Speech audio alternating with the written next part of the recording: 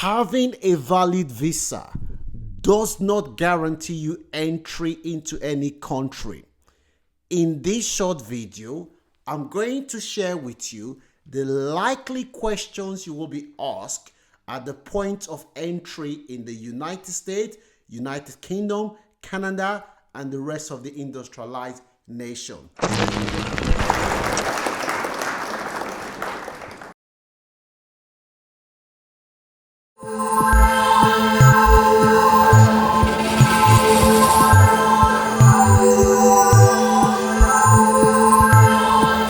These strategies are so effective that if you use them, your chances of being deported is very, very slim. The first question you will be asked at the point of entry is, why are you in this country? Now, these questions can be framed either why are you in this country or what is your purpose? Now, what the visa clearance officer is trying to establish is your motive. Are you someone who is in the country on the pretext of visiting and your motive is to stay? Now, the best way to answer this question is to remember what you wrote down in your application.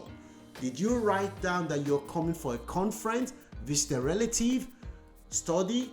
Whatever you wrote down, that is what you need to respond when you answer that question. So if you're asked, what is your purpose of being in Canada? The best way to say is, I am in Canada to visit my relative. I'm in Canada to attend conference. I'm in Canada for study. It's as simple as that.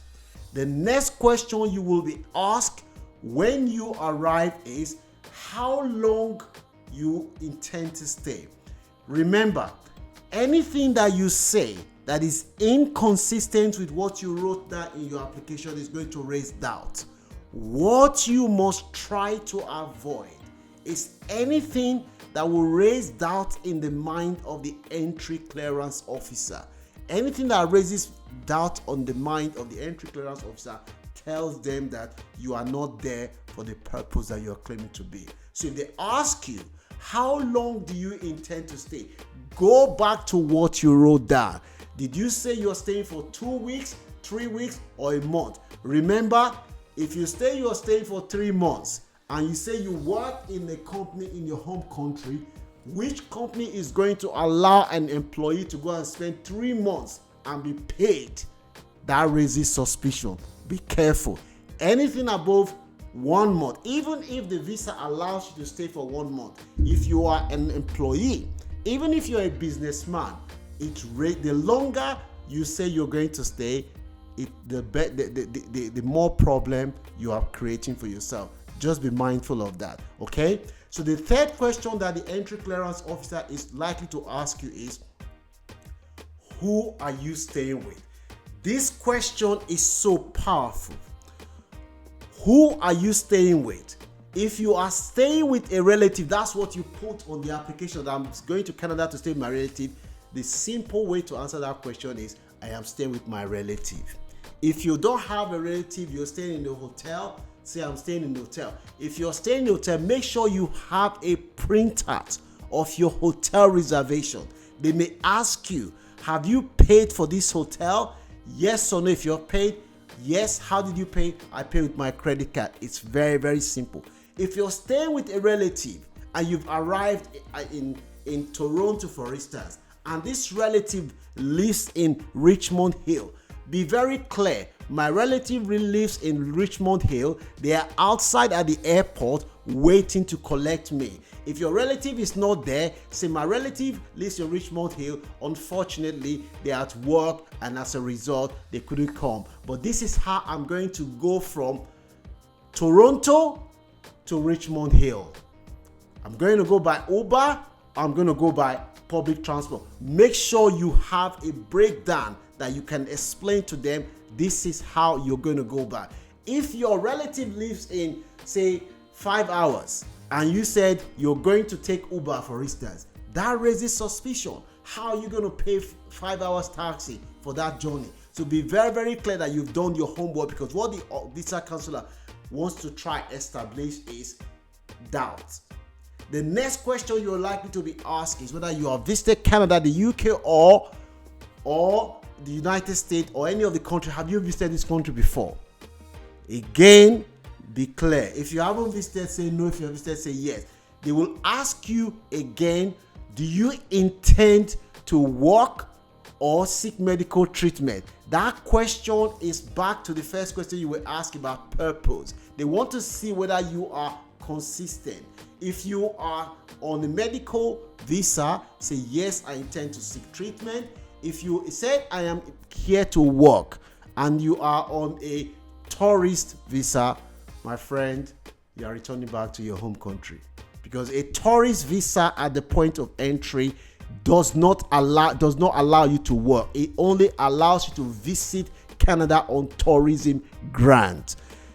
Even if you have dual motive, by dual motive I mean you are unsure whether you will return back to your home country. At the point of entry, you need to say, for now, I am here to visit. Don't say for now. But when you say for now, it means that you haven't decided. I am here to visit. I'll be staying with my uncle. I'll be staying in a hotel. The next question they are likely to ask you is, you said you are going to visit Canada for 3 weeks. Can you tell me what you will be doing in that trip? What is your itinerary? That is where you can give them a breakdown. First week, I intend to visit this place. I intend to do these activities. I intend to do this shopping. I intend to do sightseeing. You need to have a plan, okay? That is very important. If you're seeing my video for the first time, my name is Francis. I do videos to show people how to legally migrate to new countries without them needing to spend money on lawyers or agents.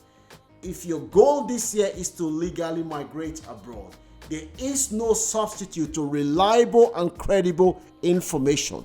That is the difference between those that achieve their goals and those that do not achieve their goals. It is therefore in your best interest to consider subscribing to this channel. Follow us on all our social media platforms.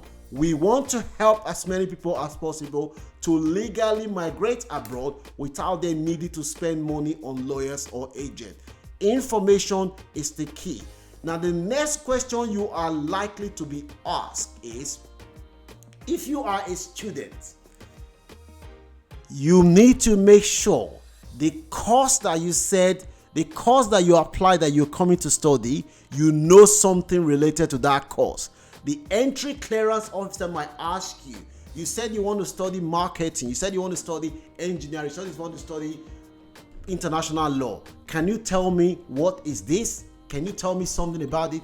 Just make sure you have some idea, and also make sure that you have proof of your letter of admission. You have who's going to pay for your studies.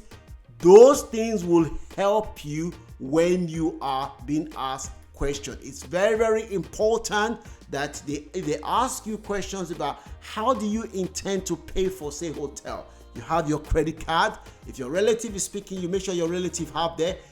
The Entry Clarence Officer's job is to decide and assess who is in the country for the purpose that they have stated in their application.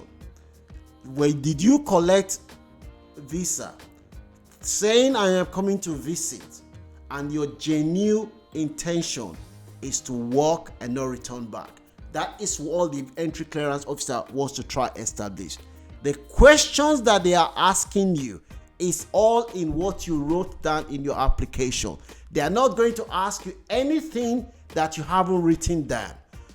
One thing you need to be aware of, when you are answering questions, be relaxed and try to give the Entry Clarence Officer eye contact. Eye contact shows that you are confident, you are trustworthy. That is very, very important. And also be mindful of your body language, because in the Western world, they look at what they call verbal communication. That's what you say with your mouth, and non-verbal communication, what your body language is telling the Entry Clarence Officer. So be mindful of that. So if you use all these strategies, you tell them the purpose of coming. You tell them how long you intend to stay. You tell them you don't intend to work. You tell the Entry Clarence Officer what you plan to do for that period. You tell them if you're staying in a hotel, this is how I intend to pay for my hotel, this is how I intend to get to my hotel, I can guarantee you that you will not be deported. Okay, so since you've watched this video up to this point, why don't you watch this next video on how to convert from visitor's visa to work permit.